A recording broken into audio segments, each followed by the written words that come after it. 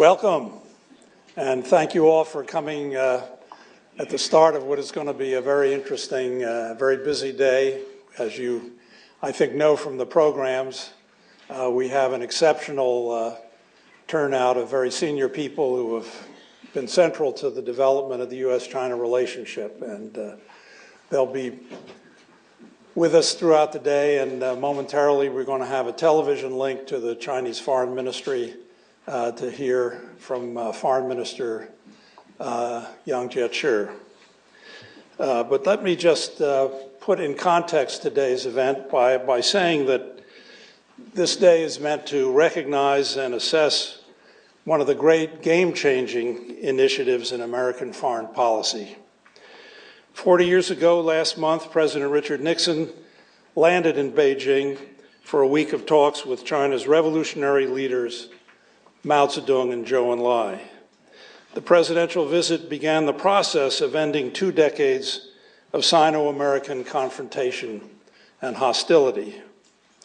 The visit concluded with publication of the Shanghai Communique, a political statement that formalized the intention of the two leaders to cooperate against a common security threat, the Soviet Union.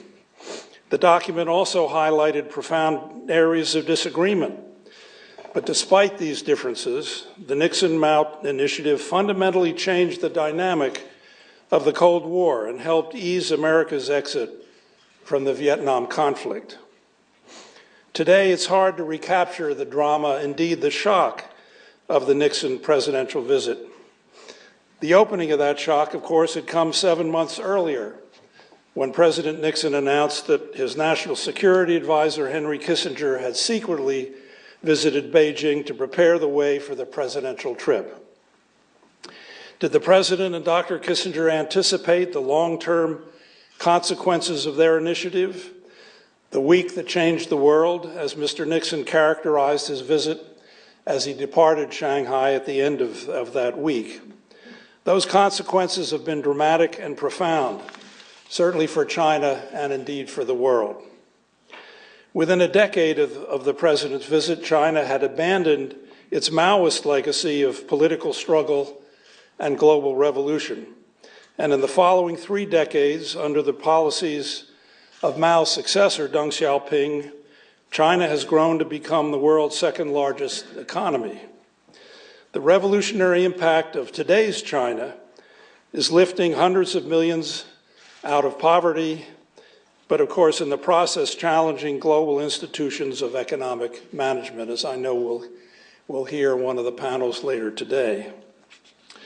Today, America's relationship with China might be described as strategically ambiguous. We're neither allies nor adversaries. We compete economically, even as we're bound together by market access and issues of financing that trade relationship. There are limited areas of cooperation on many international issues, yet significant areas of disagreement on how to handle questions ranging from the territorial disputes in the South China Sea to the problems of nuclear proliferation. Management of U.S.-China relations is a major foreign policy challenge for both countries. Our program today is designed to assess the history and the consequences of that week that changed the world. What was its impact at the time? How was the process of formally normalizing U.S.-China relations completed? And what is the contemporary condition, and what are the future prospects for the two countries who have the power to significantly shape international relations in the 21st century? The importance of these issues is evident in today's high-level turnout of current and former senior officials who have constructed and managed this relationship.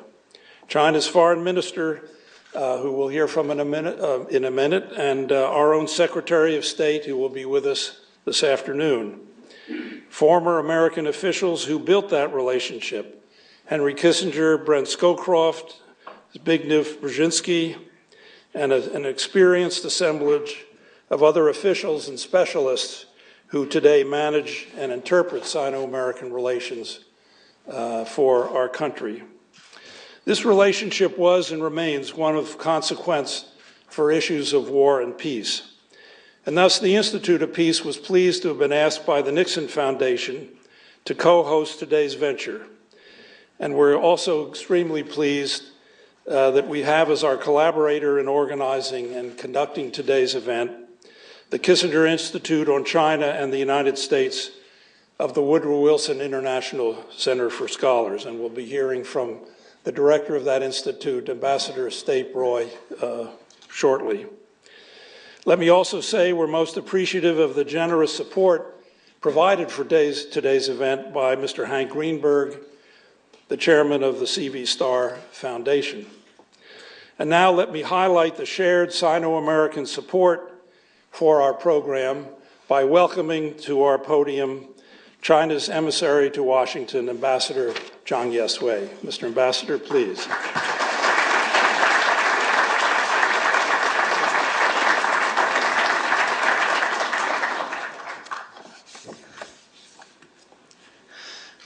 Good morning. I want to start by expressing my sincere thanks to the United States Institute of Peace and the Richard Nixon Foundation for hosting this conference in commemoration of the historic visit by President Nixon to China 40 years ago. I want to thank all the participants for making your time available to the event. I also want to pay special tribute to Dr. Henry Kissinger, General Scowcroft, and many others who worked hard to make President Nixon's visit happen. The historic initiative by President Nixon and Chinese leaders has not only heralded the normalization of China-US relations, but also a new international landscape. Their vision to see beyond horizon, their courage to overcome all difficulties, and their resolve to keep in pace with the trend of the times are still relevant today. As we work together to further enhance mutual understanding, friendship, and cooperation between our two countries, the significance of this historic visit cannot be over-exaggerated. 4 decades later today, China-US relationship has become one of the most important and dynamic bilateral relationship in the world. Our economies have never been so closely interconnected. Last year, for example, bilateral trade reached $446 billion, and it is expected to exceed $500 billion this year. The people-to-people exchanges have reached such a level that every year more than 3 million visits are made between us. We have a strong shared interest in maintaining world economic recovery and international financial stability, and in addressing regional and global issues. In the era of globalization, China and the United States can be regarded as a community of interests. This relationship is not and should not be a zero-sum game relationship. Conflict and confrontation do not serve our mutual interests. We both emerge as winners if we work together as true partners. There's every reason to believe that if we manage our relationship well, China and the United States can establish a new model of relationship under which two large countries can coexist peacefully and develop together. We must be as visionary, courageous, and resolute as our leaders did 40 years ago, and do all we can to ensure that China-US relationship continues to grow on the path of cooperative partnership that best serve the interests of our two peoples, our two countries, and the world at large. I thank you very much. Good.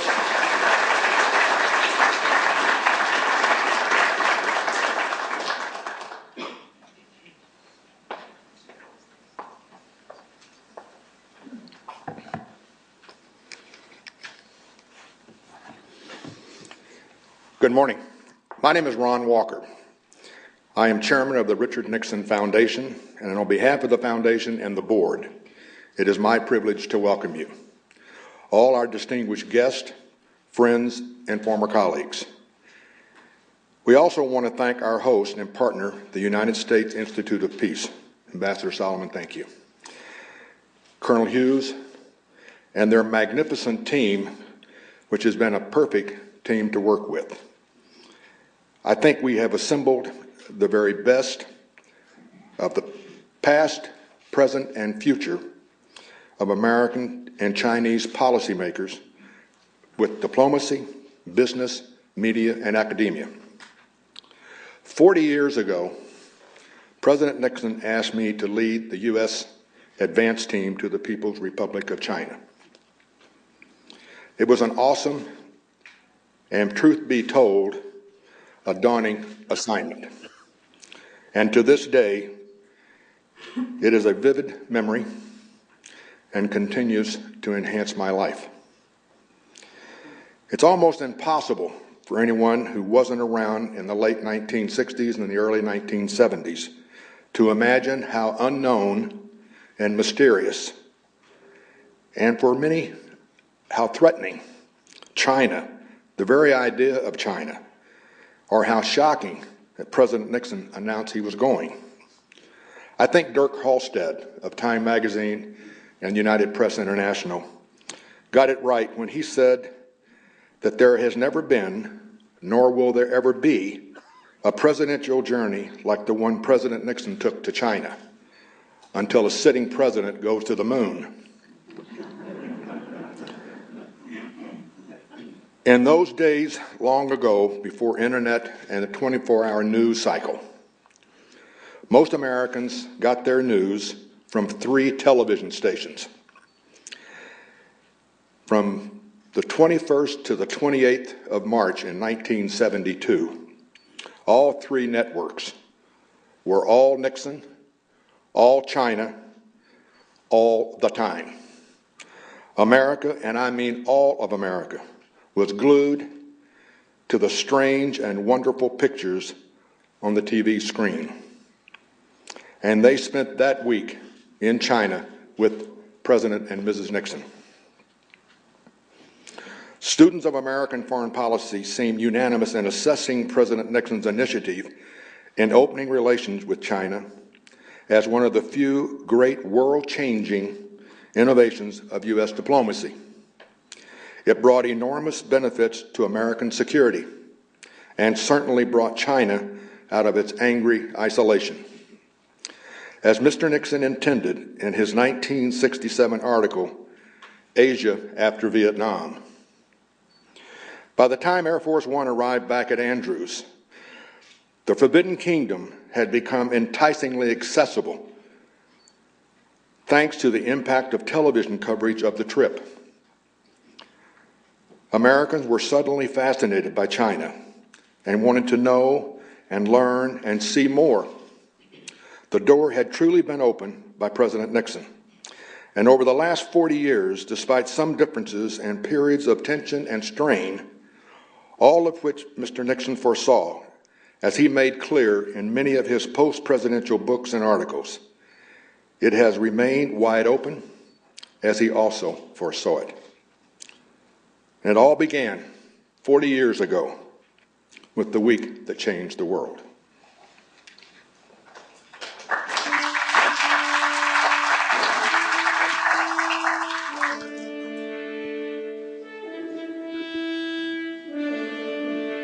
On July 15, 1971, President Nixon requested time on national TV. The announcement I shall now read is being issued simultaneously in Peking and in the United States. Knowing of President Nixon's expressed desire to visit the People's Republic of China, Premier Zhou Enlai, on behalf of the government of the People's Republic of China, has extended an invitation to President Nixon to visit China. The effect was electric. The idea was almost unimaginable. The Washington Post said, if Mr. Nixon had revealed he was going to the moon, he could not have flabbergasted his world audience more. The Cold War was raging. In Southeast Asia, China was North Vietnam's ally, and Richard Nixon's credentials as an anti-communist were long-standing and impeccable. But in the fall of 1967, Nixon wrote a seminal article about Asia after Vietnam. Taking the long view, he wrote, "We simply cannot afford to leave China forever outside the family of nations. There's no place on this small planet for 1 billion of its potentially most able people to live in angry isolation." In January 1969, in his first inaugural address, President Nixon confirmed his determination to change America's policy toward China. We seek an open world, a world in which no people, great or small, will live in angry isolation. On February 17, 1972, after 2 years of secret and delicate negotiations, the President and First Lady were on their way to China. Premier Zhou Enlai was waiting at Beijing. In 1954, the U.S. Secretary of State had snubbed the then foreign minister. Nixon wrote in his memoirs, "I knew that Zhou had been deeply insulted by Foster Dulles' refusal to shake hands with him. When I reached the bottom of the steps, therefore, I made a point of extending my hand as I walked toward him. When our hands met, one era ended and another began." A few hours later, the President met with Chairman Mao Zedong. The 79-year-old leader was in frail health, but the lively hour-long meeting included philosophy, history, and banter. Mao said, "I voted for you during your last election." Nixon said, "I think the most important thing to note is that in America, at least at this time, those on the right can do what those on the left can only talk about." Throughout his career, Richard Nixon always reserved time for strategic thinking, making and refining extensive notes on yellow pads. In preparation for his China trip, he considered all the possible permutations of policy involved. What they want, what we want, what we both want. At the Great Hall of the People, the President and the Premier exchanged toasts. Said in your toast, the Chinese people are a great people. The American people are a great people. We have at times in the past been enemies. We have great differences today. What brings us together is that we have common interests which transcend those differences. At the end of the trip, diplomatic ground was broken with the Shanghai Communique. After covering the points on which both sides had reached agreement, they proceeded to detail their different positions on all the other outstanding issues. Nixon referred to this in his final toast to Shanghai on the eve of his departure. That communique will make headlines around the world tomorrow. But what we have said in that communique is not nearly as important as what we will do in the years ahead. We have been here a week. This was the week that changed the world. During a visit to the Great Wall, the President reflected on the purpose and potential of the trip. And one stands there and sees the wall going to the peak of this mountain, and I think that you would have to conclude that this is a great wall and that it had to be built by a great people. I think one of the results of our trip, we hope, may be that the walls that are erected, whether they are physical walls like this or whether they are other walls of ideology or philosophy, will not divide peoples in the world. That peoples, regardless of their differences in backgrounds and their philosophies, will have an opportunity to communicate with each other, to know each other, and to share with each other those particular endeavors that will mean peaceful progress in the years ahead. Well, goodbye. After President Nixon returned home, Clare Boothe Luce told him that 1,000 years from now, they will say of you, he went to China. And it began 40 years ago with a week that changed the world.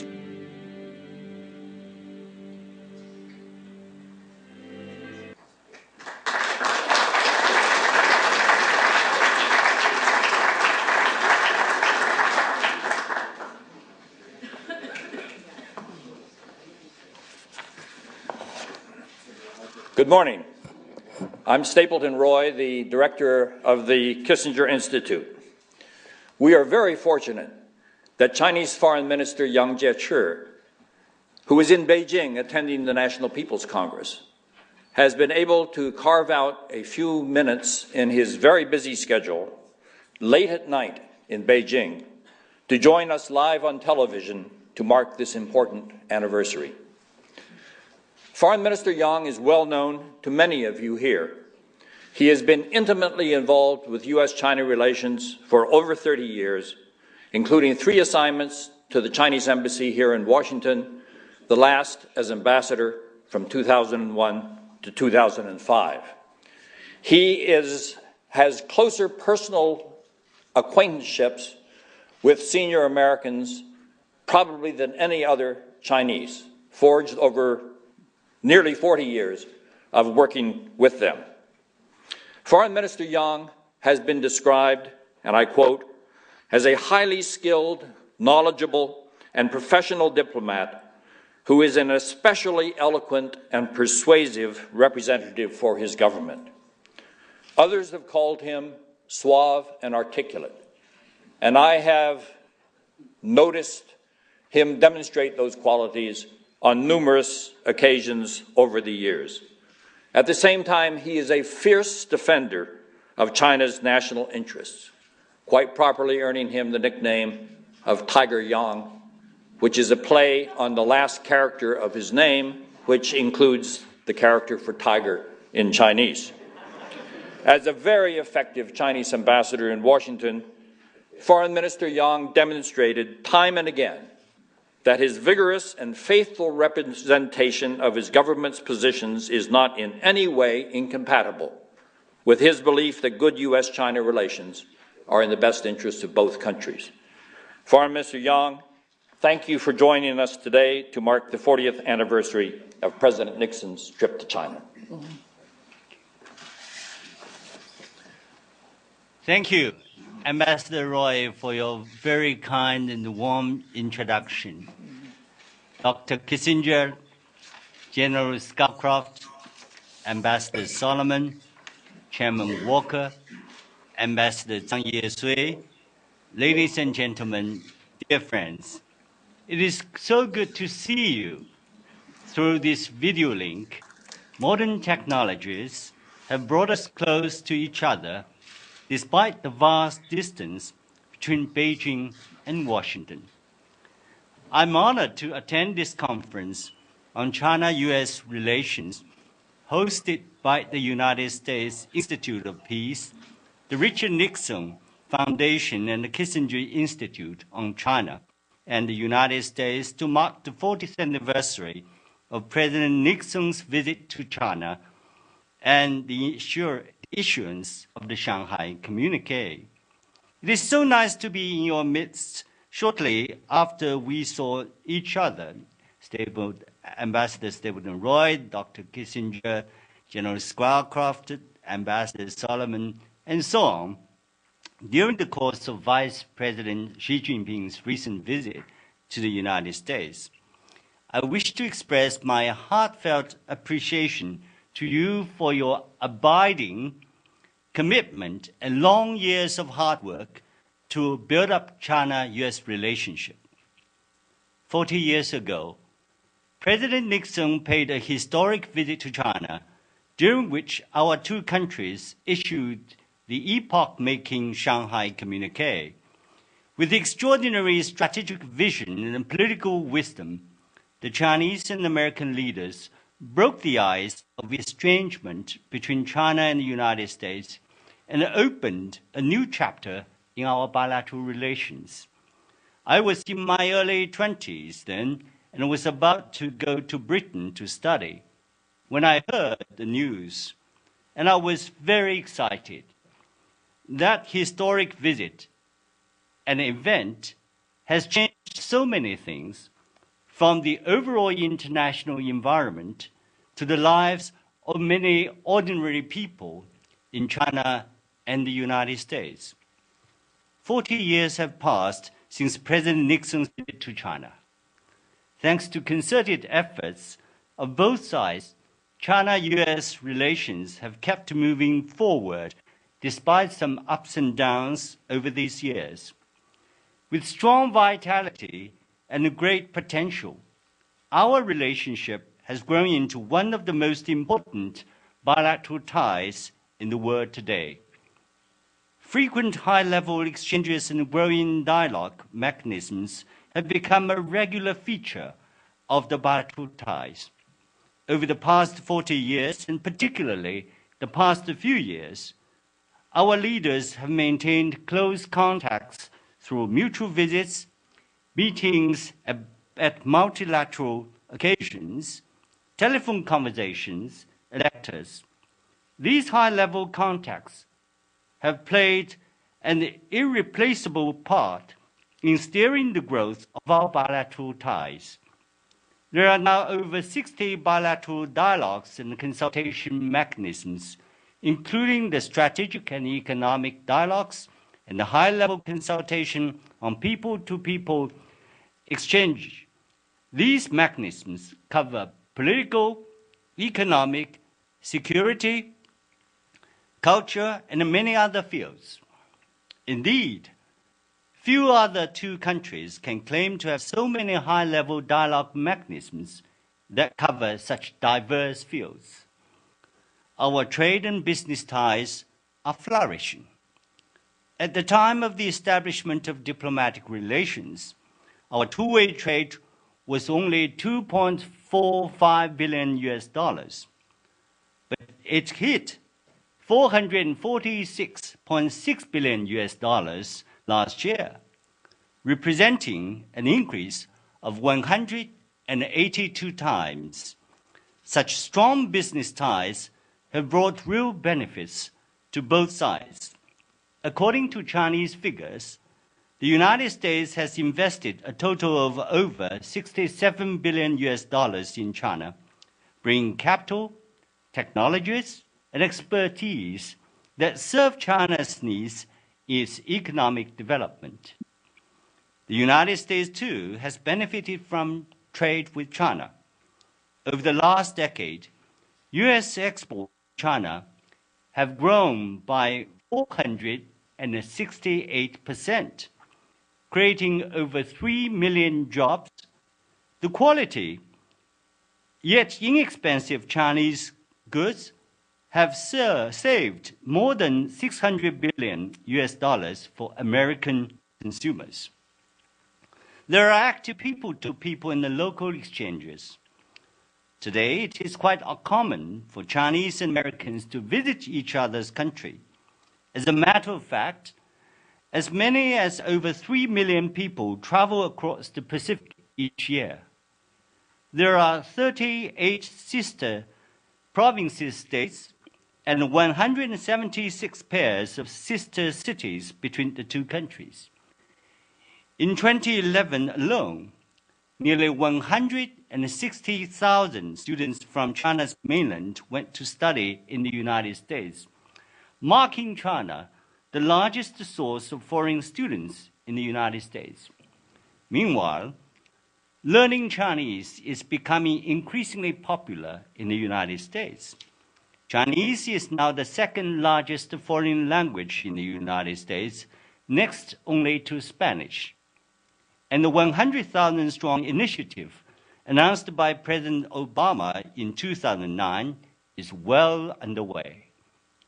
The two countries have maintained close coordination on international issues.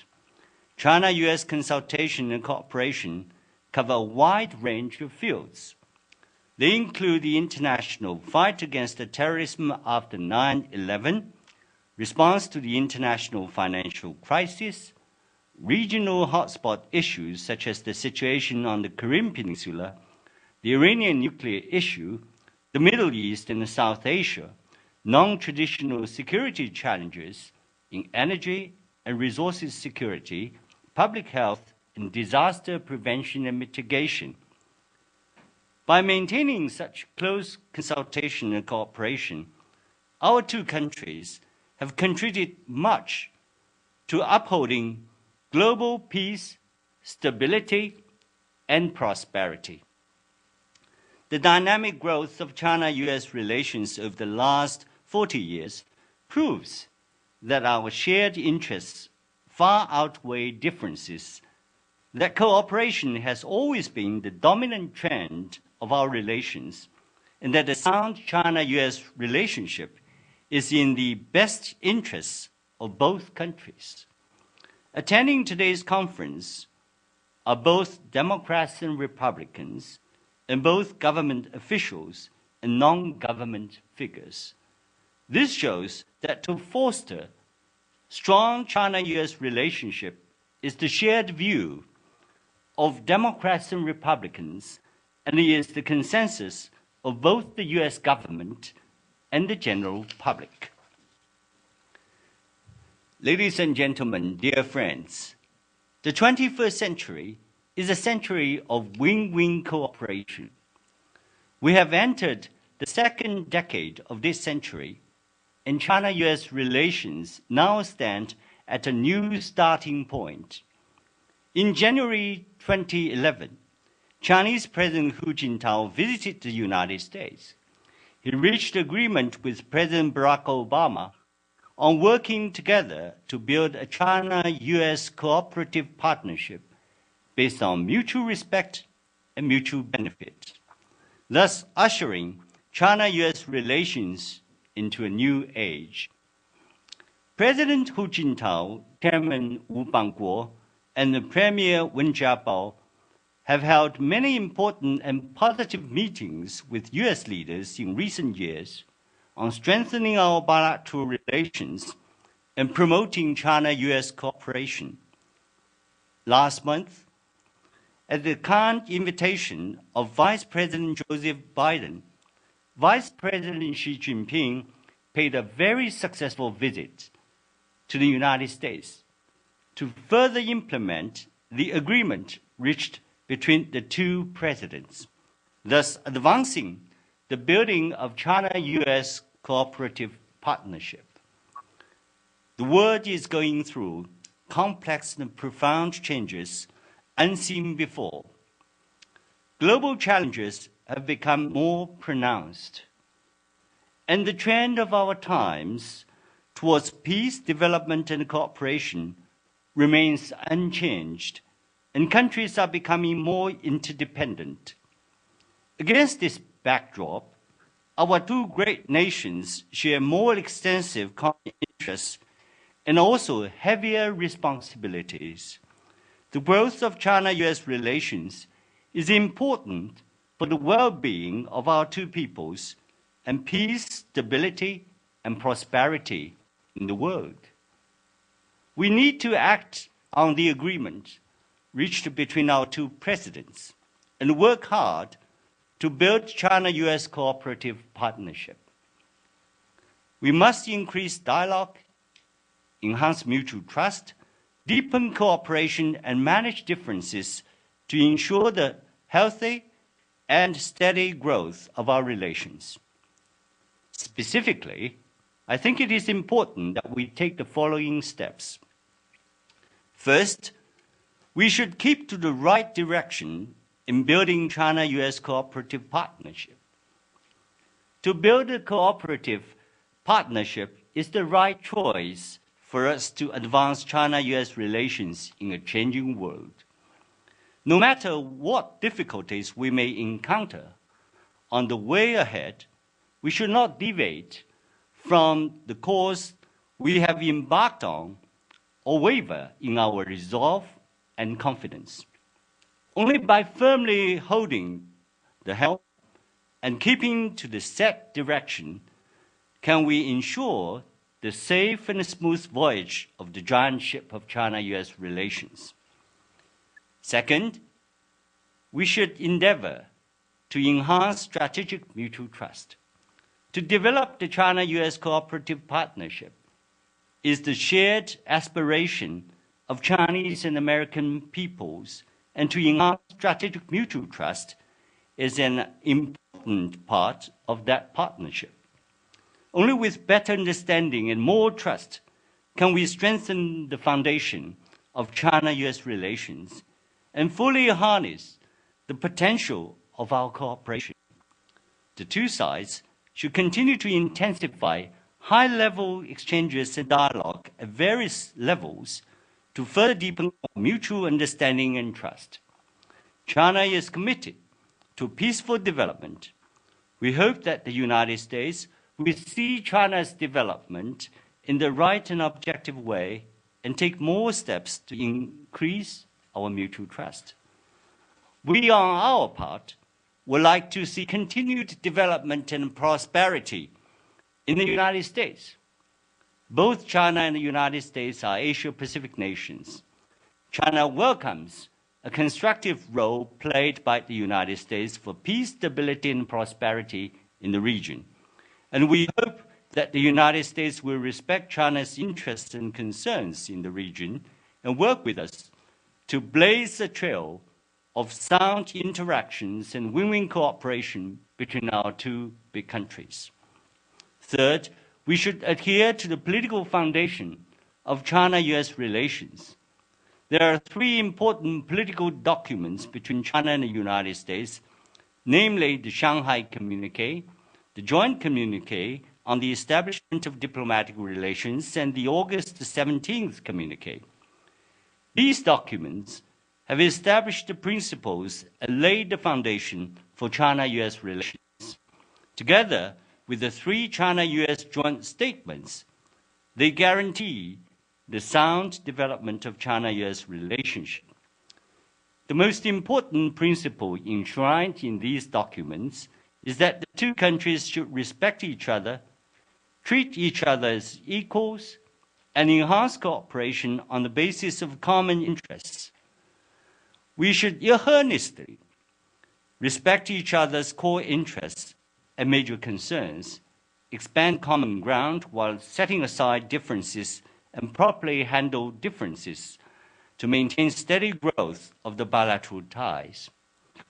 We hope that the United States will abide by principle and honor its commitments on issues related to Taiwan and Tibet, so as to prevent setbacks in China-US relations and ensure their steady growth. Fourth, we should pursue mutually beneficial cooperation in innovative spirit. Mutual benefit is the defining feature of China-US business ties. Both China and the United States face the task of adjusting economic structure and promoting growth, and this will create greater opportunities for cooperation between us. We should both boost cooperation in traditional sectors and seize opportunities of cooperation in new areas, such as energy, the environment, and infrastructure. We hope that the United States will guard against any possible interference caused by domestic politics and work with China to uphold the overall interests of our long-term mutually beneficial cooperation. Fifth, we should strengthen communication and coordination in international affairs. China and the United States are permanent members of the UN Security Council, and we have important influence in international affairs. We should step up communication and coordination on the major issues that concern the well-being of mankind, abide by the principles and spirit of the Charter of the United Nations, uphold the basic norms governing international relations, and jointly shoulder the responsibility for promoting peace, stability, and development in the world. Sixth, we should encourage people-to-people and local exchanges. Friendship and cooperation between our two peoples are an everlasting force driving the growth of China-US relations. We should make full use of platforms such as the high-level consultation on people-to-people exchange and the Governors Forum. We should also carry out exchanges between the non-governmental organizations, localities, think tanks, media organizations, and the young people of the two countries in a more flexible, diverse, and effective way. Such exchanges will no doubt help us enhance mutual understanding, intensify the mutually beneficial cooperation, and advance our overall relationship. Ladies and gentlemen, dear friends, thanks to 40 years of hard work by several generations of leaders and people in both countries, including many present at this conference. China-US relations have come a long way indeed.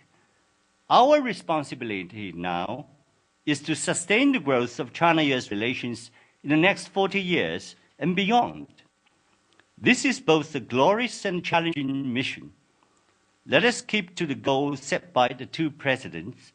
Let us work together to make steady progress in building China-US cooperative partnership and to create a greater future for China-US relations. In conclusion, I wish the conference a big success. Thank you very much.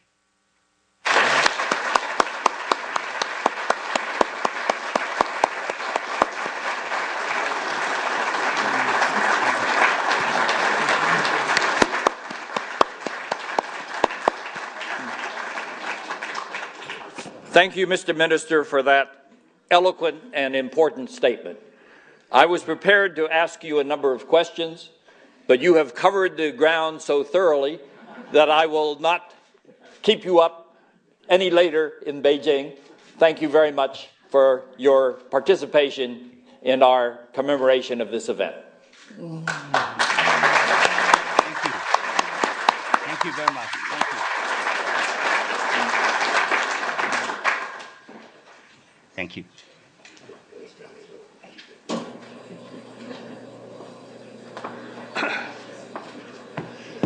Let me just make an offline comment. This is the future of lots of organizations, but certainly this one. You saw our first use of high-definition television link halfway around the world. Thanks to the Hauser Foundation, we're building out that capacity, and given our mandate, our work around the world, we'll be able to do these kinds of presentations, run seminars, workshops, anywhere in the world, as long as you're willing to get up at 4 in the morning or whatever the time is. We now segue to a series of presentations and panels that will get us into detail on many of the issues that have been raised in these welcoming statements. And so, to begin with, we're going to look at the impact at the time of the Nixon visit and subsequently of the normalization of our relations. So I invite up to the podium now David Ignatius, the distinguished columnist from the Washington Post, who will moderate our next discussion, General Brent Scowcroft, State Roy, Ambassador Roy, and Bob Kagan. I know this is going to be an interesting start. Please.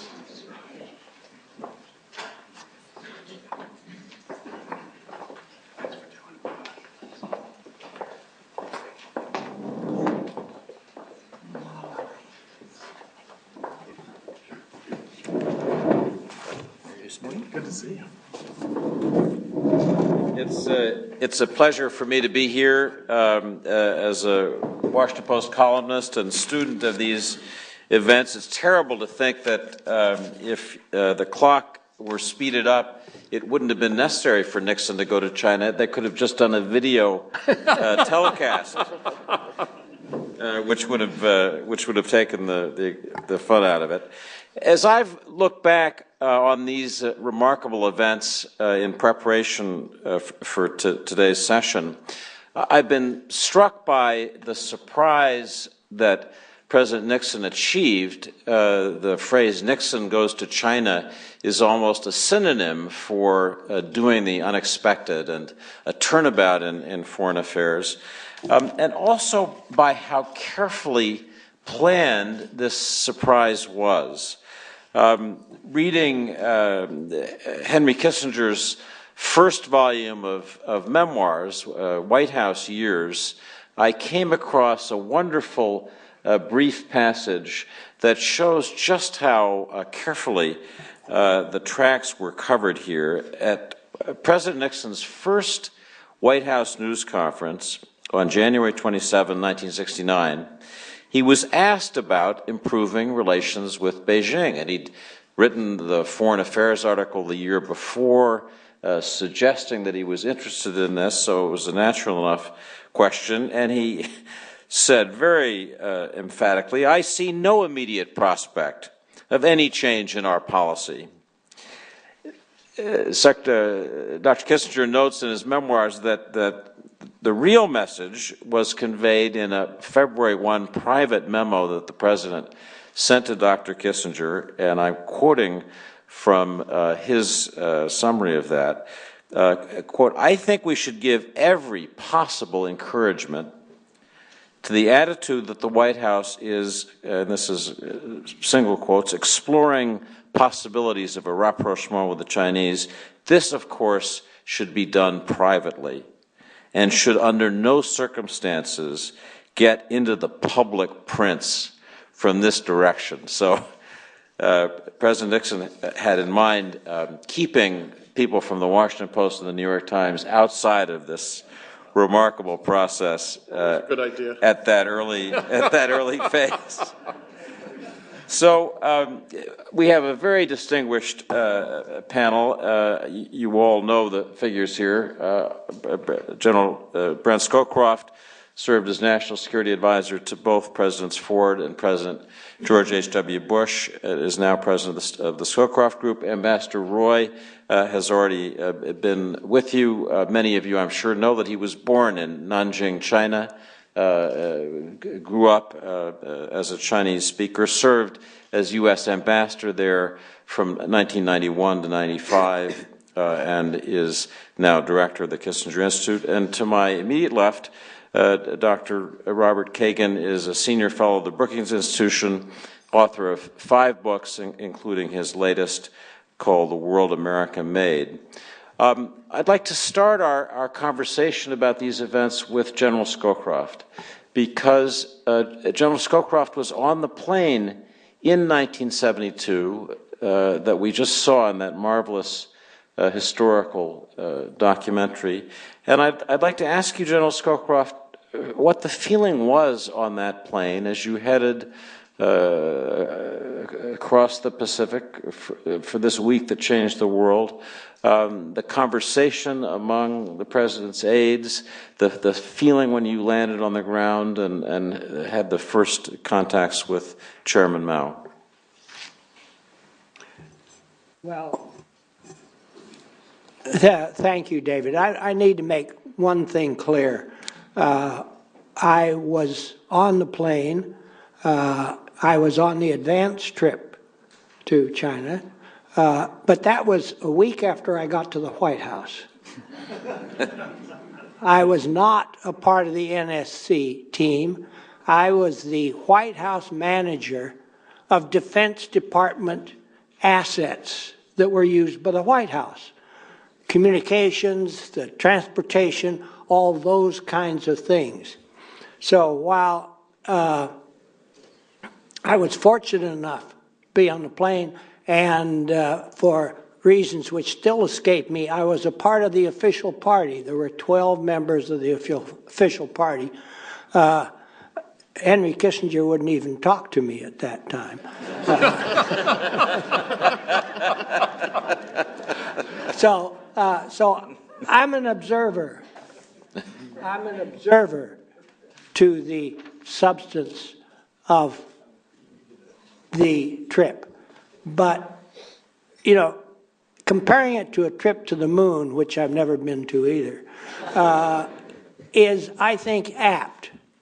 It was a world so foreign in almost every respect that it's hard to comprehend how different it really was. China in general, to me, was so different that when we finally went from Beijing, other parts of China, to Shanghai, it was like coming back to Europe.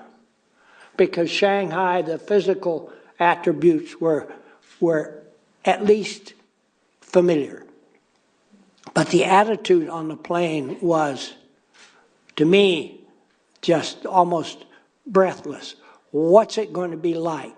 What are we going to do? How is it going to come out? It was almost an electric spirit.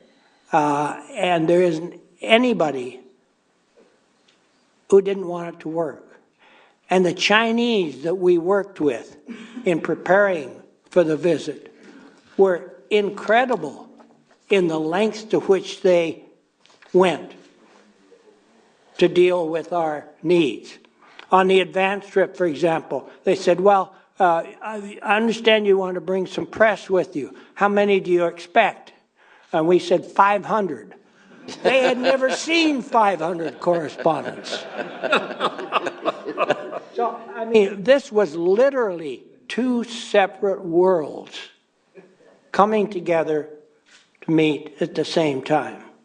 And Ron Walker, who was my colleague on the advance trip, I think can testify to all of these. And all of our communications, like, you know, how are we going to travel from here to there, what kind of food, all these things. It was like people from Mars talking to people from Earth. It was just hard now to imagine. Our cultures had been completely separated since 1949. Not completely, because there was some hostility in there. But we had no communication. The Chinese government had thrown out our Chinese, the Chiang Kai-shek group. So this was really reaching out, touching and feeling a completely alien body. Ambassador Roy, at the time of this week that changed the world, in quotation marks, you were in Moscow in a communication to me prior to our gathering this morning. You quoted Soviet Ambassador Dobrynin, who said in his memoirs, needless to say, this visit did not change the world. But then you go on to quote him, yet it was even more than a breakthrough in Chinese-American relations. It had major international implications in the way Washington and Moscow dealt with each other. I'd be grateful if you'd address that aspect of this strategic opening. It was something, obviously, that Nixon and Kissinger had thought through, but give us a sense of how it felt at that time, watching it from Moscow, and what the implications were in this trilateral process. Ambassador Dobrynin, in that same general area in his memoirs, describes the Soviet leaders as surprised and confused when the announcement of President Nixon's upcoming visit to China was made. I think a more accurate word that combines surprise and confusion is stunned, because that is exactly the way it was. They had simply not anticipated the possibility of a rapprochement on that scale, and it dramatically changed their behavior. They had been stalling for a long period of time on the issue of a visit by President Nixon to the Soviet Union. They quickly agreed to have the visit take place. They had been stalling on a Berlin Agreement. That quickly moved forward. Dr. Kissinger has described this in his memoirs.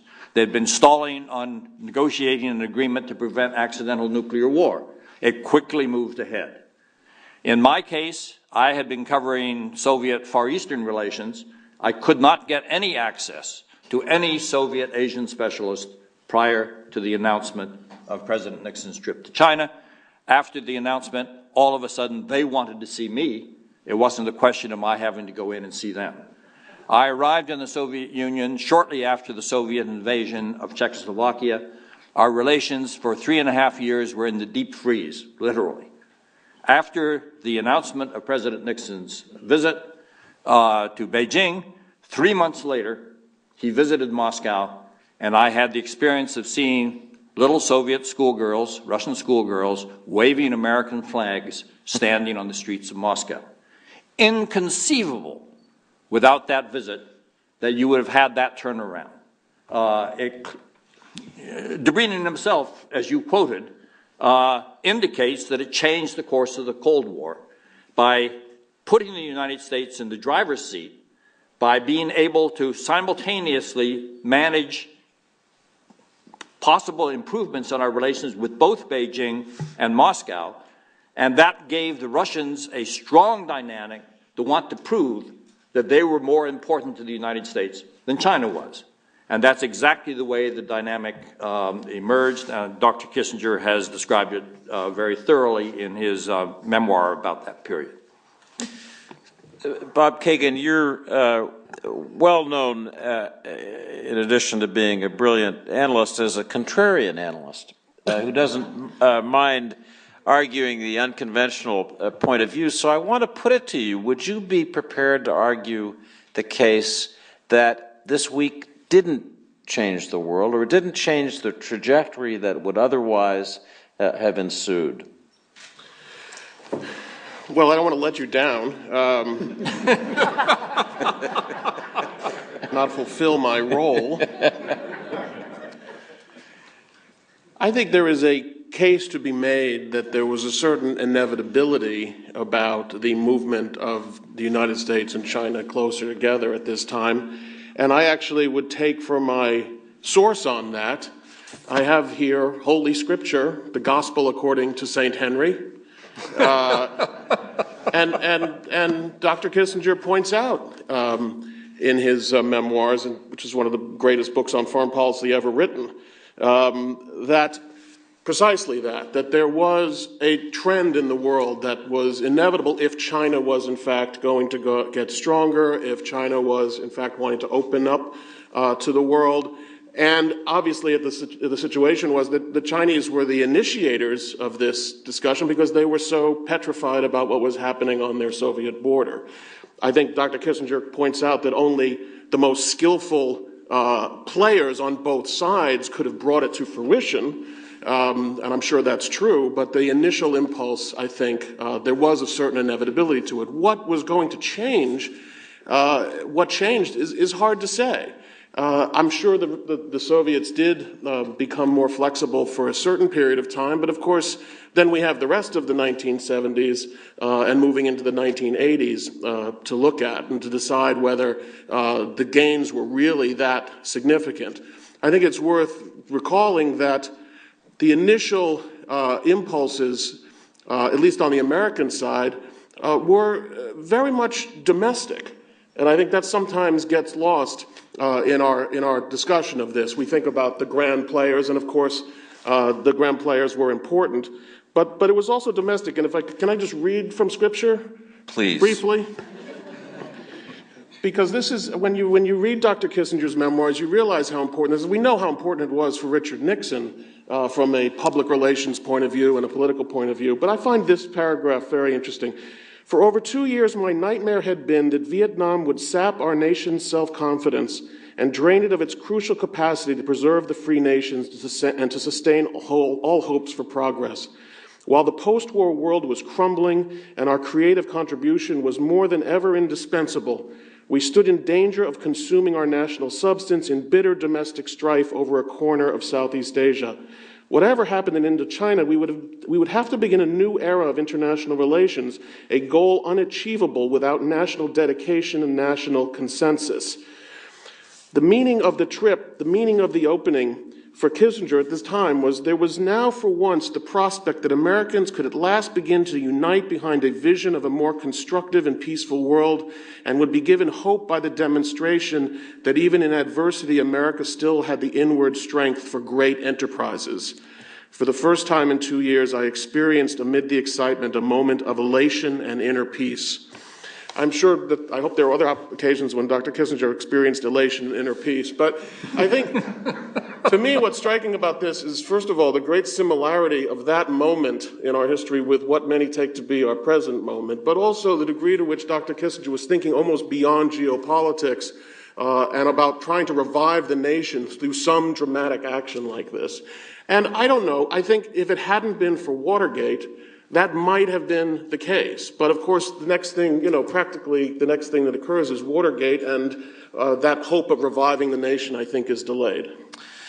And there was a period of great turmoil in China, which we remember as the Gang of Four. We'll talk about that perhaps in a minute. But I want to turn to General Scowcroft. As I was listening to Ambassador Roy describe the reaction in Moscow of the stunned Soviet leadership suddenly making the invitation for Nixon to come visit, suddenly opening the way for more cooperative dialogue with U.S. diplomats, greater problem solving. In a sense, I'm surprised that they were such a pushover. I mean, it wasn't inevitable, surely, that they would react so deferentially to what was in part a strategic attempt to corner them, to get a little leverage towards the Soviets. And so I want to ask you whether people in the White House considered the possibility of a different sort of Soviet reaction, not congenial, friendly, please come see us, but something that would have been quite sharper. Well, again, at this particular time, I was not a participant in the policy, but I would say, from my observation, the answer is clearly yes, because the opening to China was accompanied by détente and a measured effort to reach out to the Russians and say, let's change the fundamental basis of this relationship from emotion to practicalities. Let's talk about things we can do together. So I think without that, you may well have been right. But I think it was also fundamentally in the Soviet interest to respond that way. And they turned out to be relatively skillful in this whole thing, because I think as détente went on, it was a brilliant tactical move. But I think the American people tended to confuse détente as a foreign policy gesture with a fundamental change in the U.S.-Soviet attitude. And the Cold War was sort of over. And leading the Soviets later on in the decade to talk about the correlation of forces in the world was changing. So I think all of these things are part of the package. But as Bob, did it change the world? Was it inevitable? I think it was inevitable. But it was done in a way which allowed us to concentrate our energy in the change. And many of the things we agonized and dither so long, eventually we would have gotten there anyway with China. But much of the drama and much of the significance might have gone out of it had it not been done in this way. Ambassador Roy, I want to ask you whether you remember in Moscow hearing talk of any alternative Soviet strategies of response that would have been less cooperative, less focused on the détente process that was underway. And then secondly, we've talked a lot about American expectations and strategic designs for this opening, but far less about how the Chinese viewed it. And perhaps with your 2 tours in China and lifelong understanding of Chinese policy, you could speak secondly to that question. How was, as they saw this unfolding in Beijing, what was their strategic calculus? Those are big questions, and I'm going to have to limit the extent of my comment on them. It's important to remember that the visit did not defang the Soviet Union.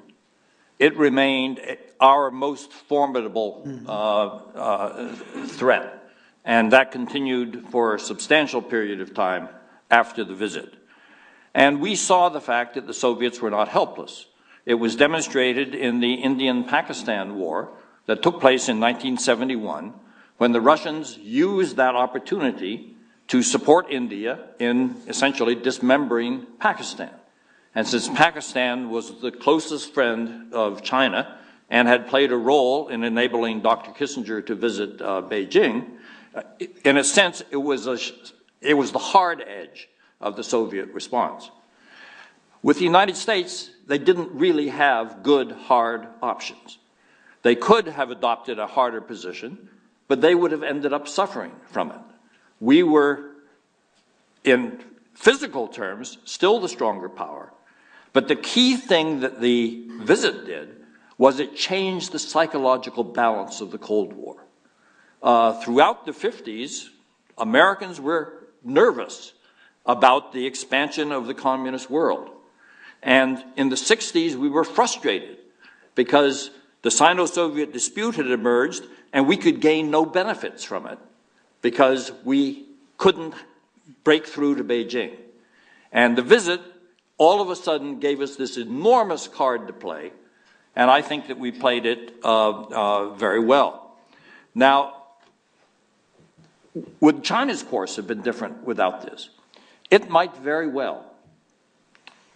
Within barely a month after Dr. Kissinger made his July 1971 visit, the heir apparent to Chairman Mao, Lin Biao, was killed in an airplane crash in Mongolia when he was trying to flee to the Soviet Union. The period from 71 right up until Deng Xiaoping's reemergence in 77-78 was marked by a bitter two-line struggle within China between those forces who did not want to foster cooperation with the United States and those who did. And when Zhou and I became terminally ill, Chairman Mao himself brought back Deng Xiaoping in order to have somebody who was in favor of the opening to the United States managing China's domestic affairs. If the visit hadn't taken place, we have no idea how the succession to Mao would have played itself out. I met with members of the Gang of Four on visits to China in the middle 70s, and I can tell you, they were sinister events. They talked an ideological language that did not provide room for cooperation with the United States.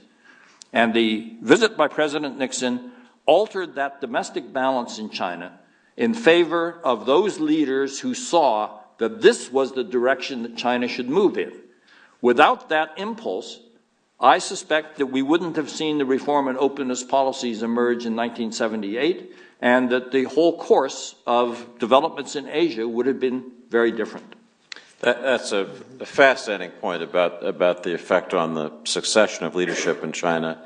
Bob Kagan, you were, I think, 14 years old when Nixon went to China. So it made very little impression on me. I'm not going to ask you for your what you were doing on that fateful day. But I do want to ask you about another part of this drama that we haven't discussed, and that's Taiwan. You could argue that what the United States did when Nixon went to Beijing was to sell out an old ally. I mean, you know, it was measured and careful, but at the time, certainly, there were those on the right who made that argument. It's an interesting question about what great powers should do when confronted with strong, vulnerable allies who have a claim on our loyalty that's partly emotional, partly strategic. And I'm curious, you can make reference to current events if you want or leave them aside, but how you'd read the question of Taiwan and U.S.-Taiwan relations in this larger story. Well, obviously, as China grew, the United States was going to adjust its policy toward Taiwan. Now, there is some question as to whether the U.S. at the time gave away more than it actually needed to give away in order to satisfy the Chinese. Because after all, I think that, again, one of the points that Dr. Kissinger makes in his memoirs is that the Chinese were not actually obsessed with Taiwan in this. They were mostly, I would say, obsessed with the Soviet Union. And their greatest concern was to find some friend out there, first of all, to forestall any American-Soviet cooperation against China, but at a time when the Soviets had, I don't know, what was it, 30 or 40 divisions on China's border, they were looking for some help. And Taiwan was not so high on the list, and I think Mao in the discussion said that it might be 100 years or more before before we had to, Taiwan and China would be brought back together. I think the American delegation said, no, it could be sooner than that, or it gave them indication along those lines. This is a debatable point. I see Dr. Kissinger shaking his head, but in any case, that you brought me here to raise these points, so I'm raising them. I just don't know whether it was necessary. And then, of course, I think, not necessarily at this meeting, but in general, I'm not sure we haven't generally misled the Chinese as to what our Taiwan policy could possibly be. That we have perhaps encouraged them to believe that we are moving faster and more determinedly toward abandoning Taiwan than we have in fact been able to do. Certainly in terms of what Congress has wanted, but even in terms of what I think the United States' interests are and is what it's capable of. And so right now, up until now, that tension has sometimes played itself out in very dangerous ways, as when, there was the crises of the mid-1990s.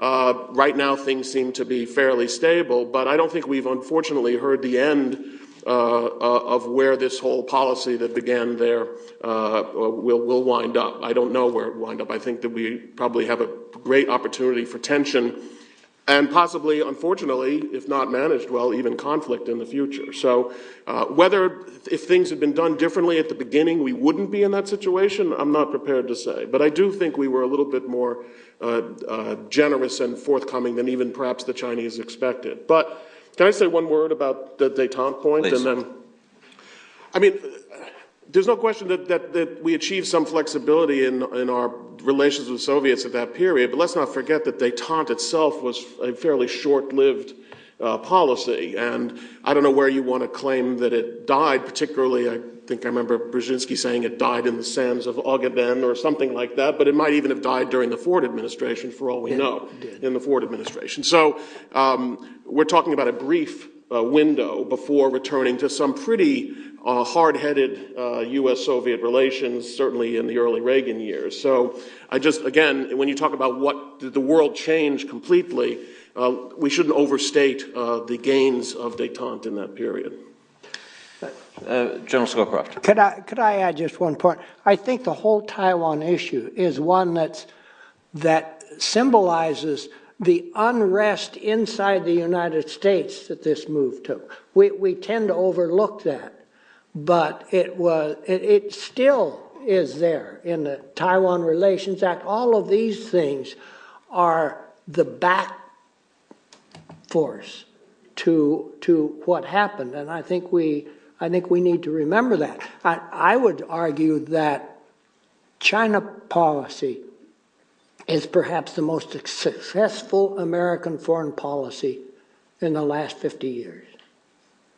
That presidents of both parties, every president since Nixon, including Nixon, of both parties, some with very different ideas. Ronald Reagan was a member of the Taiwan lobby, have come to the notion that broadening and deepening our relationship with China was in the national interest. But we've had backs and forths and so on. So it has been, it's hidden behind Taiwan, but it is a controversial issue, and I think it has not gone away yet. And of course, if I could just, the strategic environment of 1970-72 is so completely different than the strategic environment today. Then, of course, we're looking to the Chinese to help balance with the Soviets. The Soviets are really our biggest challenge, and that's the one we're seeking to address. Then Taiwan is a dictatorship, and sometimes brutal dictatorship. Then we go through the sequence of 1989 and everything that entailed, the collapse of the major strategic concern that we had, and really the rise of China as perhaps our major strategic concern. 1989 is also the year of Tiananmen Square and the disappointments that brought about. And then, of course, Taiwan becomes a democracy. So now we're in a situation where our greatest likely strategic competitor is now China. and our continuing relationship, whatever you want to call it, is with a stable, democratic ally, friend, whatever you want, which I think is another reason why this issue continues to stay alive. Because now the old, Jesse Helms is gone. I mean, we're not dealing with the Taiwan lobby anymore. We're dealing with a completely different set of circumstances which have added new complications to this whole situation. Could I just add, I've been heavily involved in the Taiwan issue because I was involved in the normalization negotiations where that, in many ways, was a central issue. Nations act in their national interest. And this is a common assumption in foreign ministries around the world. If you negotiate agreements that no longer reflect the national interests of the signatories, you cannot expect them to be implemented. So therefore, Taiwan recognized the United States was acting in its national interest, which was to no longer recognize a small island as the government of all of China, when clearly that was no longer the case. But we also had a national interest in not abandoning Taiwan. And that's why, to this day, we still have a problem with China because of our continued arms sales to Taiwan. We were not prepared to abandon Taiwan, but we were prepared to shift our diplomatic relationship to what was clearly the government of China.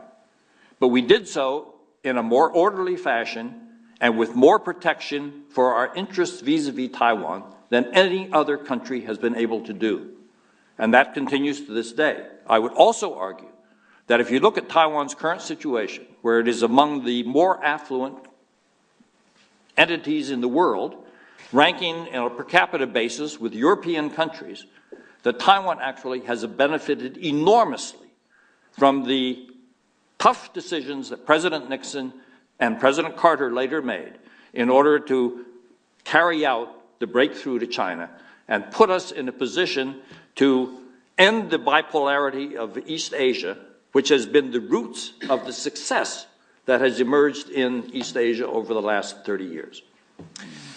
You suggest, and I think probably rightly, that my provocative phrase, sellout, is not appropriate, that this was something that benefited Taiwan over time. I want to ask each of you to take up the challenge that Foreign Minister Yang implicitly made in his comments introducing our session. When he talked about the importance of the United States and China moving now, 40 years on, from a period of dialogue and ever-growing trade relations to a period of, as he put it, strategic cooperation. And this is a subject that all of us have thought about as we've watched the United States and China try to see if there are ways to cooperate effectively in issues of joint concern. And General Scowcroft, maybe I could start with you in asking, what's missing? What's needed to be added to this relationship to achieve the kind of greater strategic cooperation, even partnership, that the Chinese foreign minister suggested? Well, I think we have made a start in the six-party talks on Korea. It's one of the few places that the Chinese have been prepared to internationalize or to participate in a, if you will, world structure that they didn't think they had a part in creating. So I think there we ought to press it, and I think the possibilities are greater now. There was a time when, on the Korean issue, that the Chinese were hesitant because we kept saying, the solution is regime change in the South. Well, that's anathema to them. If we back off that and say, what do we like? What would we both like to see the Korean Peninsula look like in 10 years? Then you have a basis for cooperation, because I don't think we differ that much. On Taiwan as well, instead of holding out the Taiwan Relations Act and the Chinese building missile deployment, why don't we propose reversing it? the Chinese dismantle some of their missile deployment against Taiwan. In return for that, we say Taiwan no longer needs these kinds of arms, and try to de-escalate that as two of the issues most tense. You could go around the world with that, but that is a distinct possibility, I think. Ambassador Roy, how would you put a little more substance to this idea of strategic cooperation? There are so many big issues in the world that you can't effectively challenge or address if the United States and China aren't able to work together. The G2 idea I never liked, because all of the G bodies of the world, whether it's the G8 or the G20, et cetera, are essentially rule-making bodies. And nobody wants China and the United States to be setting rules for international conduct by other countries.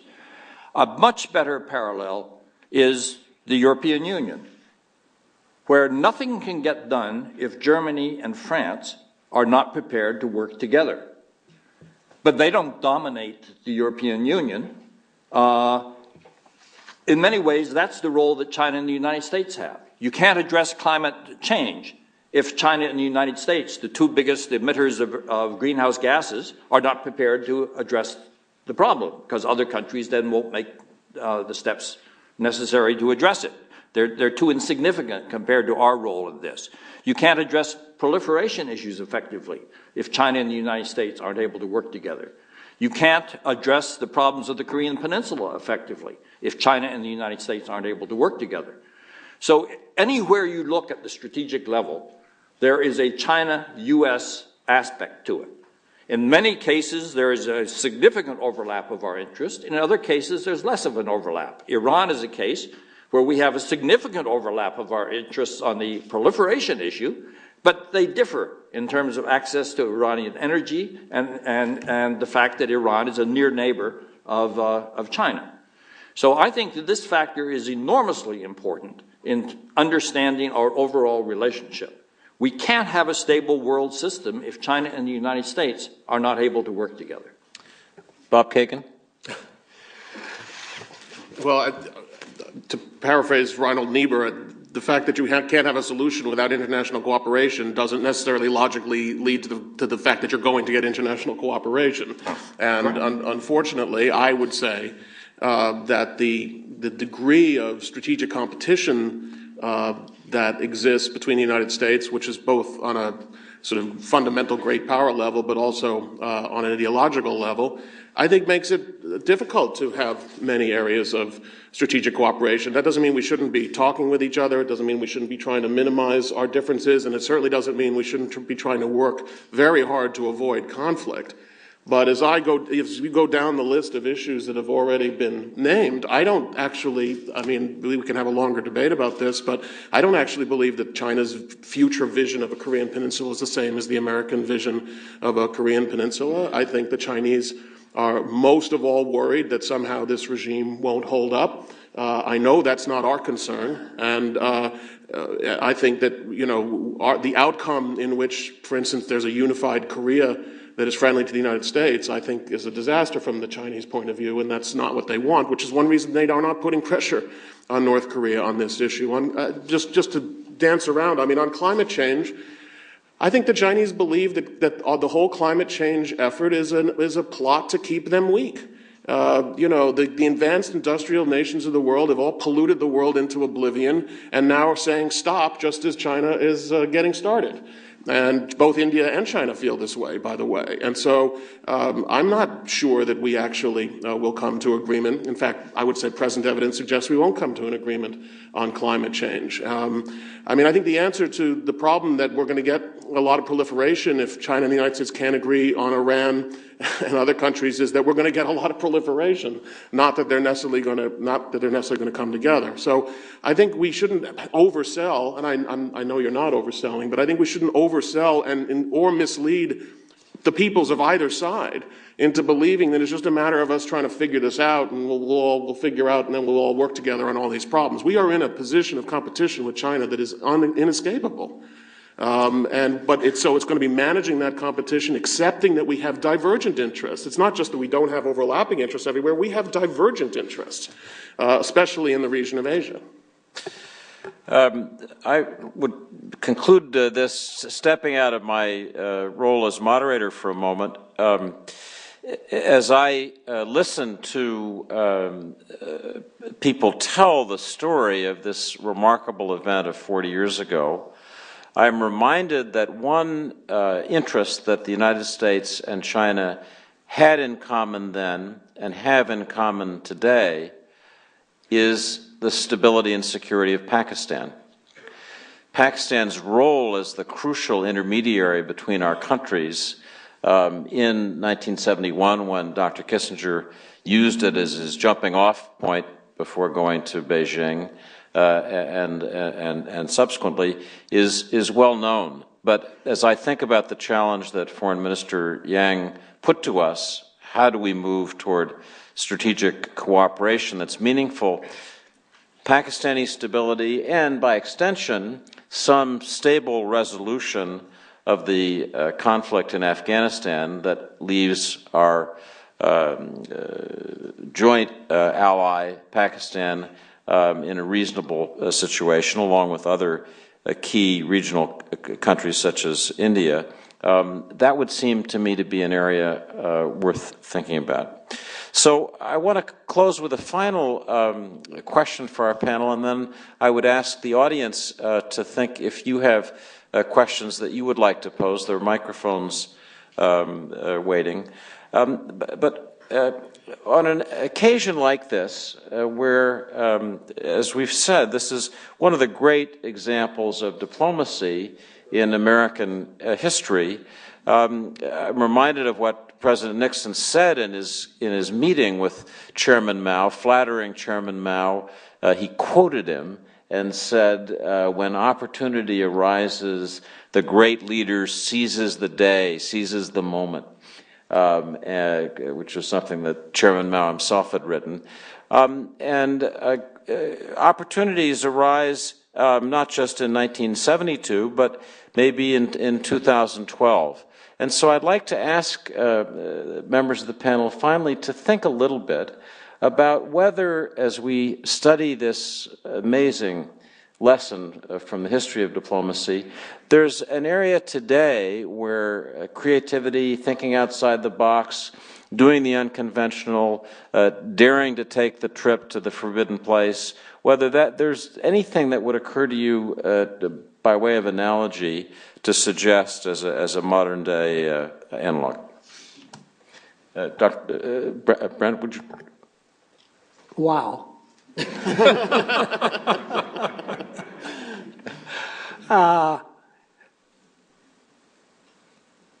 Nothing jumps to mind. I guess one of the things I would think about as a possible move is in the area of nuclear energy and weapons, and to see if we could not mobilize the important countries of the world to a common outlook on how we can realize the benefits of nuclear energy without the deficits of a proliferated world. And it seems to me that is clearly in everyone's interest, but it's a very difficult thing to move from the notion to the practicalities of how do you implement it. Ambassador Roy? I think it's wrong to think of the Nixon visit to China as a kind of precedent for other types of diplomatic behavior. It's not simply in U.S. diplomatic history. It's in world diplomatic history. Events of this magnitude carried out or prepared for in utter secrecy so that a dramatic development occurs to the surprise and shock of everybody else. These are extraordinarily rare occurrences.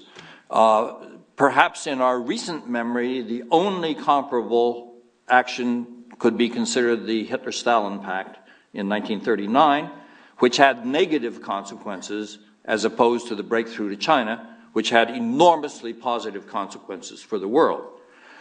The world lived in mortal terror that there were going to be other major developments negotiated in secret and then sprung on an unsuspecting world.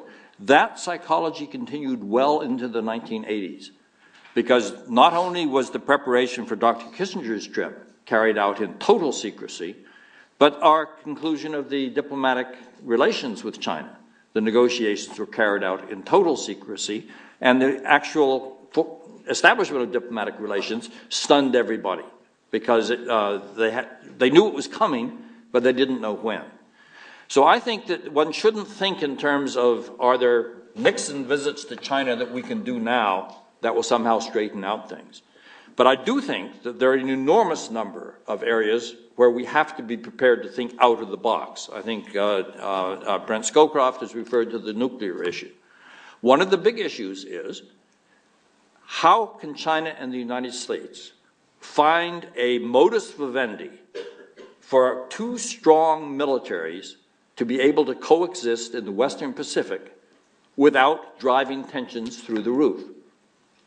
We're heading in that direction, namely toward having two strong militaries that will create a rise in tensions. And we need to reverse that process unless we think that it's a good idea to repeat history in terms of rising powers and established powers.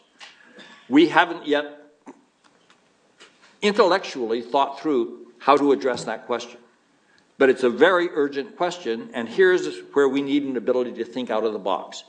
China needs a stronger military to defend the wealth that it is generating, but we have had this absolute naval and air superiority in the Western Pacific since the end of World War II. And that's incompatible with a China capable of defending its coastal areas. So how do we find middle ground between those approaches if there is available? I totally agree with Dr. Kagan that a desirable goal doesn't automatically produce the solution. But on the other hand, it seems to me better to have desirable goals than undesirable goals. I'm not so controversial that I won't agree with that.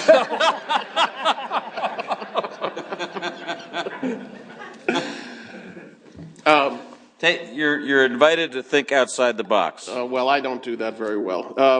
But I'm actually tempted to read The Wisdom of Dr. Kissinger again, but I'll save it for other people because, well, let me just say, in regard to this exact question on how many breakthroughs to China are there in one's life, he writes, high office often involves harassments, frustrations, petty calculation. Rather than the dramatic peaks of the public imagination, it usually means an accumulation of seemingly endless pressures and tensions in which every apparent solution proves to be only a ticket to a new set of problems.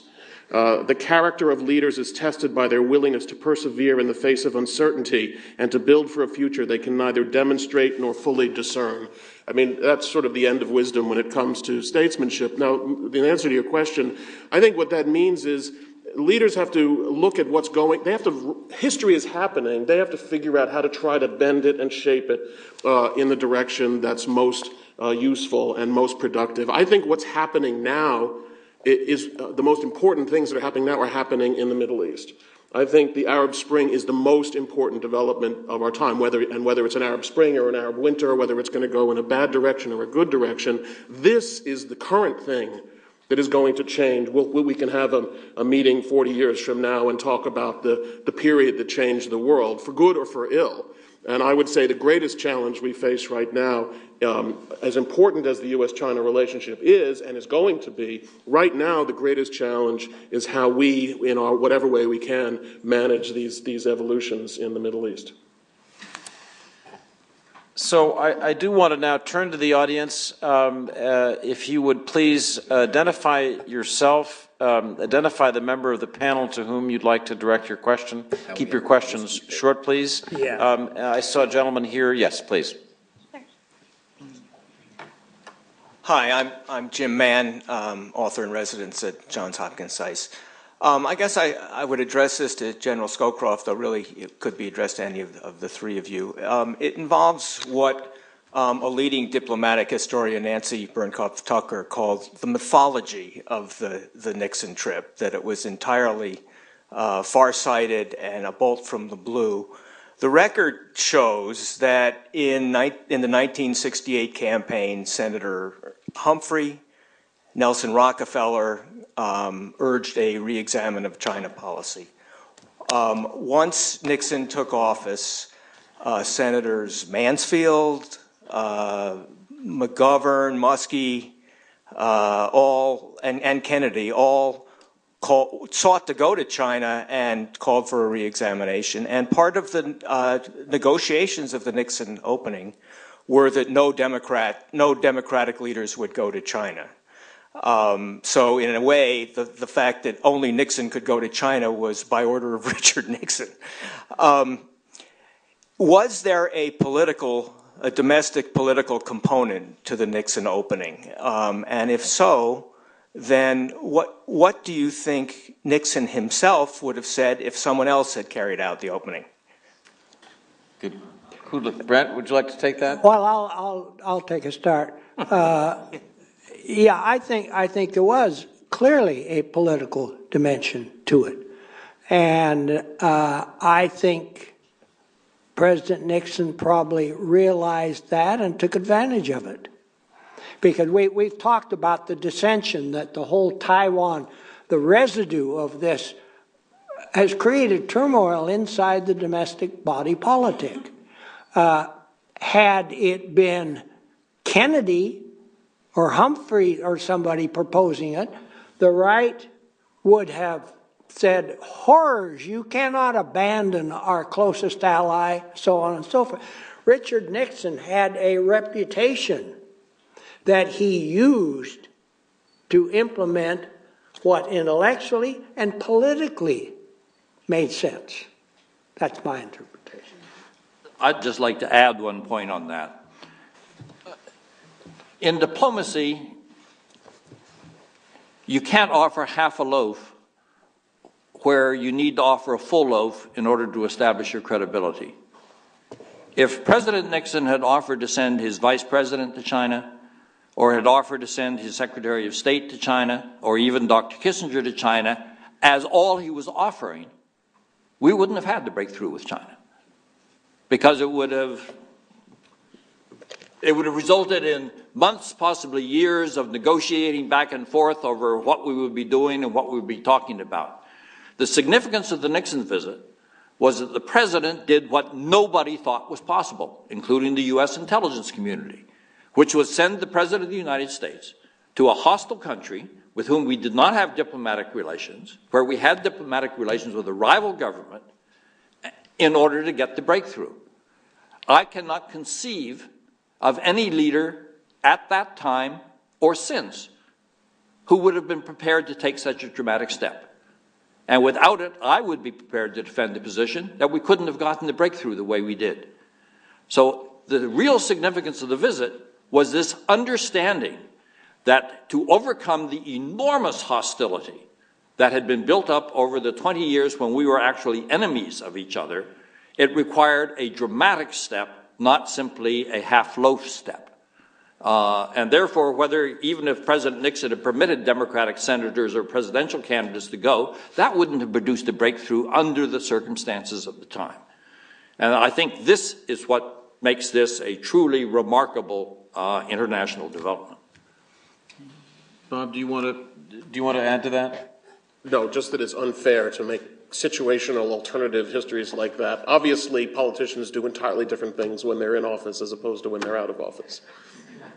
I would note that one striking fact about this opening is that although it was undertaken in part for domestic political reasons, and the architect of it, Richard Nixon, was discredited by the biggest scandal in our modern political history soon after, this proved remarkably durable in a bipartisan sense. Often in America, foreign policy initiatives become political footballs that are batted back and forth. That really hasn't been the case with the core of the U.S.-China relationship, and it's striking to me. Ken Lieberthal in the second row.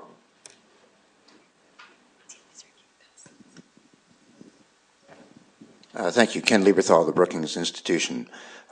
This panel has been framed in terms of changing the Cold War world, and the attention has really been on the visit in a U.S.-Soviet-China framework.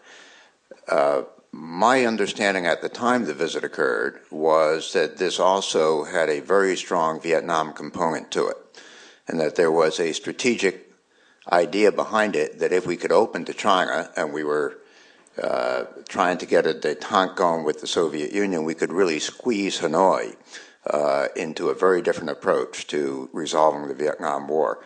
Am I just wrong on that? Or if I'm not, how much a part of the mix was that, and how would you evaluate that component of the thinking behind this visit? Thank you. It's all in here.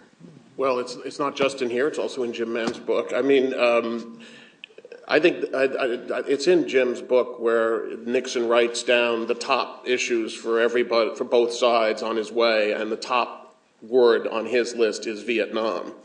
But I think that whatever was accomplished in a larger sense, I think the record is pretty clear that what was accomplished in Vietnam was pretty minimal. That the Chinese didn't particularly lean on Hanoi, it didn't put any real pressure on them. I mean, I've searched, in fact, through these memoirs and don't find a lot of evidence that China was helping us in Vietnam, other than the fact that we knew, and this is the point Jim makes in his book, we knew that they probably weren't going to use troops against us in Vietnam, but I think given their situation with the Soviet Union, that was a good bet anyway. So my personal sense is that there really was not much help for the United States on Vietnam. Yeah, I think, I'm sure Dr. Kissinger will comment on that later today, but I think we were disappointed. I think we had higher hopes there, and perhaps Zhou Enlai and his illness and so on made it less likely that there would be what we hoped for in Vietnam, but clearly we did have those hopes. I'd just like to add the codicil, though, that while I think the hopes attached to the visit with respect to Vietnam may have been excessive, I think that, in fact, we probably would not have been able to get the 1974 peace agreement with as favorable terms as we got in that agreement without the breakthrough to China. Now, that's a debatable question, but I would at least throw that out as a possibility. It's my privilege to call on the man who was the co-architect of these events, Dr. Kissinger. Since I'll be talking later, I'll just comment on some historical points. With respect to the question, might the Soviet Union have gone the other way? That was very much on Nixon's mind. When the overtures began, it was in 1969, we made some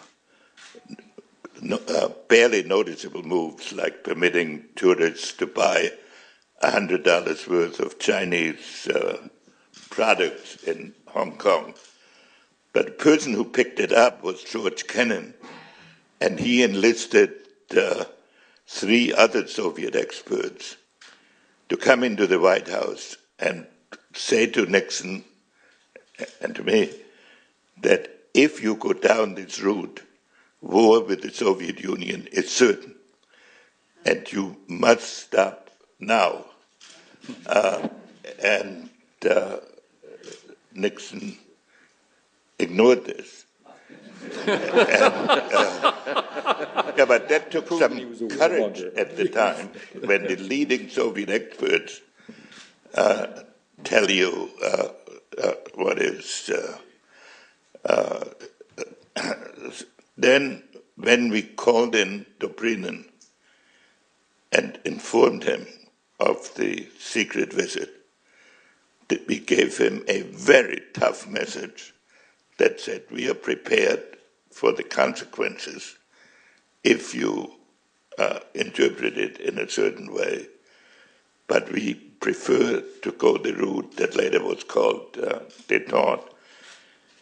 And actually, in the strategy that was first designed, the plan was to have a Soviet summit first, so that it would make it harder for the Soviets to turn, and the Soviets overplayed their hand, and they thought they could blackmail Nixon and get concessions on Berlin and a number of things.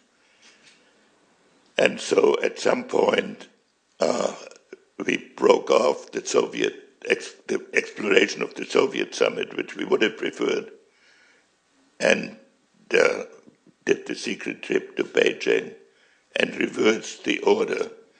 The plan was to have summits, 2 summits in any event.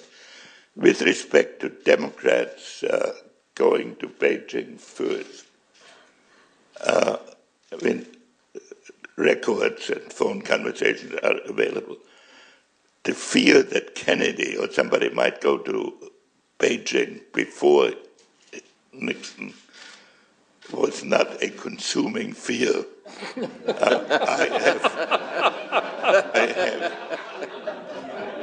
that fear expressed.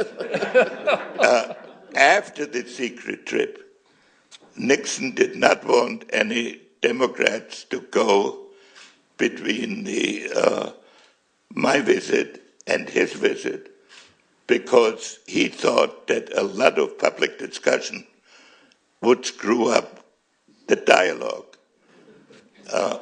And the reason he thought that was, if you look at the record of the 136 ambassadorial talks that had taken place before the secret visit, they had a ritual like a kabuki play.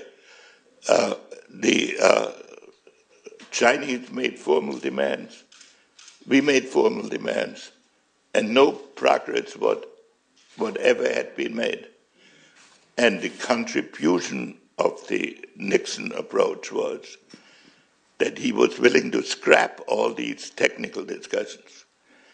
The original intention was to do it through the ambassadorial talks in Geneva, in Warsaw. And but then we got huge papers on immunities, telephone communications, briefing memos, 24 foreign countries, 19 ambassadors, senators, and Nixon said they're going to kill this before it's born, and then put it into the other channel, the theme of which was, let's not talk about these concrete issues, let's talk about where we're trying to go. And so he spent most of his time in Beijing talking political philosophy and not go into all these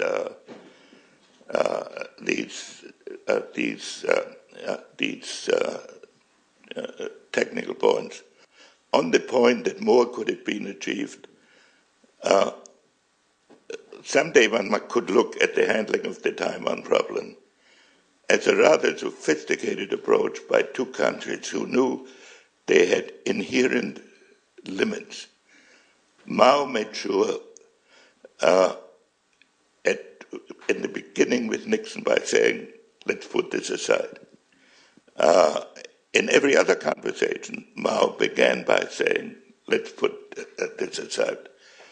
So if you look at the fact that China cannot accept that Taiwan should be separate, and we cannot accept a military solution, and having made this clear in the Shanghai communique, this has been a subtle management in 8 administrations of a problem that has no abstract solution. That would be my... Vietnam, the Vietnam point. The Vietnam point. If The point is that they did not help us in the actual negotiations, in the terms of the negotiations. This is certainly true. If you consider that the isolation of Hanoi and the frequent attempts China had to make to reassure Hanoi brought about a situation where in 1972 they accepted the proposal that Nixon had made earlier that year, before the offensive, which was ridiculed by everyone in turns, by the critics, as being feasible. At what point the psychological break came in Hanoi, and what role China played, I think it played a role in the atmosphere that was created, not in pressing them on specific points. Could that agreement have been maintained without Watergate? We will never know. The basic dilemma was that those of us who made the agreement thought it would unite America, that those who wanted peace would be satisfied with a peace, and those who wanted honor would feel that they had preserved the pledges of 3 previous administrations. That did not prove to be the case, and a divided America could not maintain it. Could a united America have maintained it? I think that division will follow the division of America, but that is how it looked to us. But certainly ending the war in Vietnam was a paramount objective of the Nixon administration, and it's always important to remember it was an inherited war that they attempted to end, that we all attempted to end, conscious of the fact that America was the key country for peace and stability and could not just jettison the efforts of previous administrations and of millions of people who had relied on our word.